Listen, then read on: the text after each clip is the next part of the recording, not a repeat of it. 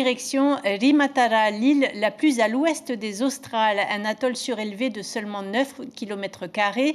Il y a quelques jours, une délégation gouvernementale est passée pour rétrocéder 40 parcelles de terre à 10 familles de l'île. Au total, cela représente une superficie de 26 hectares. Et ce n'est que le début de cette opération qui fait suite à une loi de pays. On en parle tout de suite avec vous, Artigas Hatitio. Bonsoir, vous êtes le maire de Rimatara. Vous vivez un moment unique dans l'histoire des affaires foncières de la Polynésie. Qu'est-ce que cela va changer concrètement pour les familles? Effectivement, saluer la population qui nous regarde.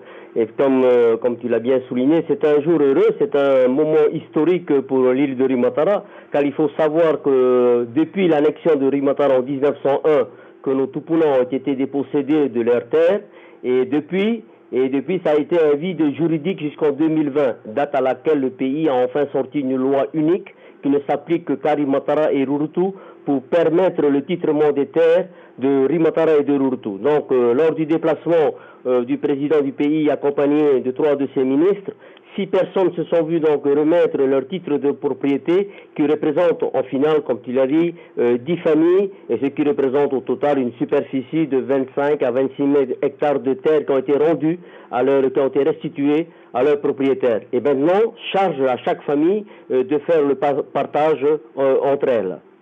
Ce sont 442 hectares qui seront attribués aux familles, soit 55% de la superficie de l'île. Comment avez-vous fait pour convaincre le pays? Écoutez, ça fait 20 ans que les Rimatara et les Rurutu attendent ce moment-là. À force de rabâcher le même sujet à chaque fois qu'il y a un gouvernement qui est mis en place. Et aujourd'hui, c'est chose faite. On a commencé par 6 familles et les autres familles qui sont en attente, il ne faut pas qu'elles se découragent car ça va venir petit à petit. Petite parenthèse politique, monsieur le maire, vous pensez que ces rétrocessions ont pesé dans le vote de la présidentielle puisque vous avez un score assez considérable pour Emmanuel Macron? Non, pas du tout. Il n'y a pas de lien entre ces deux affaires. Donc le score qu'a obtenu Emmanuel Macron ici à Rimatara représente effectivement 60% des électeurs de 60% du résultat final, mais ce n'est pas du tout. Il n'y a pas de lien entre ces deux affaires.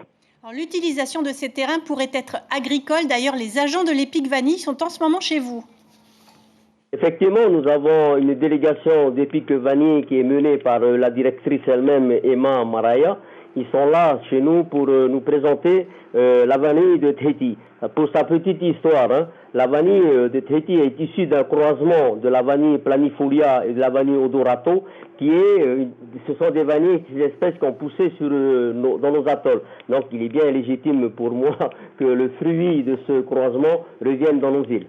Une grande richesse de Rimatara. Merci beaucoup Artigas Hatitio d'avoir accepté de répondre à nos questions. L'information en continu sur Polynésie la première, Internet et réseaux sociaux.